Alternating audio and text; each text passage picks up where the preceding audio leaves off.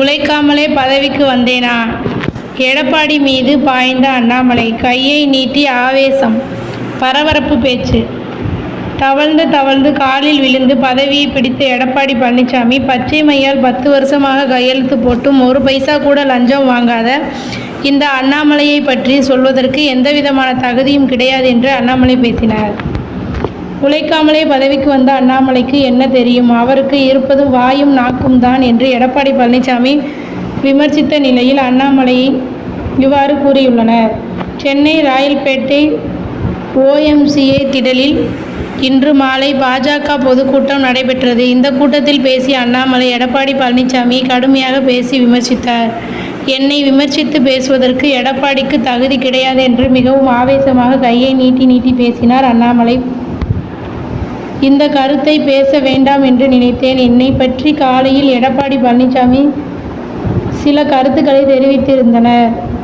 யாரையே பிடித்து பதவிக்கு வந்த அண்ணாமலைக்கு என்ன தெரியும்? உழைக்காமலே பதவிக்கு வந்த அண்ணாமலைக்கு என்ன தெரியும்? அவருக்கு இருப்பது வாயும் நாக்கும் தான். அவர் மயக்க பார்த்தாலே பொய் பேசுவார் என்று சொல்லுகிறார். இந்த கருத்துக்கு நான் பதிலடி கொடுக்காமல் இருந்தால் நல்லா இருக்காது. எடப்பாடி அவர்களே, உங்கள் ஊர் சிலுவம்பாளையத்தில் ஒரு கொலை நடந்திருக்கிறது. பங்காளிகளுக்கு நடந்த சண்டையில் ஒருவர் கொலை செய்யப்பட்டனர்.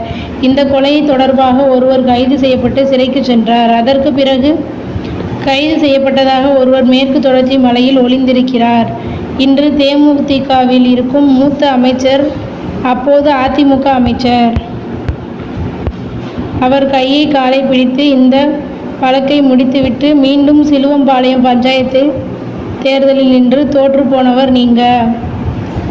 ஆனால் தயவு செஞ்சு எனக்கு நேர்மையை பற்றியும் நாணயத்தை பற்றியும் நீங்க எனக்கு பாடம் எடுக்க வேண்டாம். கூவத்தூரில் நடந்த ஒரு கட்சியின் பொதுச் செயலாளரை தேர்ந்தெடுக்கும் நிகழ்வா? ஒரு புரட்சி தலைவர் புரட்சி தலைவியிடம் நடத்திய கட்சியை என்ன அநியாயம் செய்தீங்க? தவழ்ந்து தவழ்ந்து காலில் விழுந்து பதவியை பிடித்த எடப்பாடி பழனிசாமி ஒரு தன்மானம் மிக்க ஒரு விவசாயியுடைய மகனை பச்சை மையால் 10 வருஷம் கையெழுத்து போட்டு ஒரு பைசா கூட லஞ்சம் வாங்காத இந்த அண்ணாமலையை பற்றி சொல்வதற்கு எடப்பாடி என்னும் தற்குறி எந்த விதமான தகுதியும் கிடையாது என்று கையை நீட்டி ஆவேசமாக பேசினார். தொடர்ந்து பேசிய அண்ணாமலை, 2026ஆம் ஆண்டு சட்டமன்ற தேர்தல் அதிமுகவிற்கு 4ஆம் இடம் கூட கிடையாது. தூக்கி எறியப்படுவீர்கள். இவ்வாறு அண்ணாமலை ஆவேசமாக பேசினார். முன்னதாக இன்று காலை செய்தியாளர்களை சந்தித்து அதிமுக பொதுச் செயலாளர் எடப்பாடி பழனிசாமி, எல்லோரும் உழைத்து பதவிக்கு வந்தோம். ஆனால் பாஜக மாநில தலைவர் அண்ணாமலை உழைக்காமல் பதவிக்கு வந்தவர். அந்த கட்சியில் உழைத்த எத்தனையோ தலைவர்களுக்கு பதவி கிடைக்கவில்லை. வேறு ஏதோ வழியில் இவர் பதவி பெற்றுள்ளார்.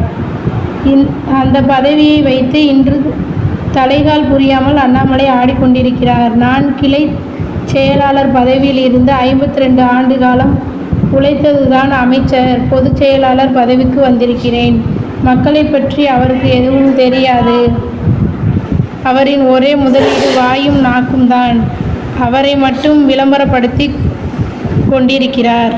தமிழ்நாட்டின் மக்களின் வாக்குகள் மற்றும் பாஜகவுக்கு தேவை. அதிமுக அரசை குற்றம் சாட்டினால் பாஜக மாநில தலைவர் என்னை குறை சொல்கிறார். அதிமுக ஆட்சி ஊழல் ஆட்சி, மோசமான ஆட்சி என சொல்கிறார் அண்ணாமலை. திமுகவை போல பாஜகவும் இரட்டை வேடம் போடுகிறது. எம்ஜிஆர் அவரின் வரலாறு தெரியாமல் அவரை சிறுமைப்படுத்தி அண்ணாமலை பேசுகிறார். மத்திய அரசின் ஆட்சியாளர்கள் வந்து நாணயத்தை வெளியிட்டதால் தான் எம்ஜிஆருக்கு புகழ் என பாஜக கூறிக்கொண்டிருக்கிறது. எம்ஜிஆர் பற்றி அண்ணாமலை பேசுவது சிறுபிள்ளைத்தனமானது. திமுகவும் பாஜகவுக்கும் வெளியே மோதல் போக்கை கடைபிடித்து வருகின்றனர். ஆனால் உள்ளே உறவாடி கொண்டிருக்கின்றனர். இதை வெளிச்சம் போட்டு காட்டியிருக்கிறார் நடிகர் விஜயகாந்த் என்று காட்டமாக விமர்சித்து இருந்தனர்.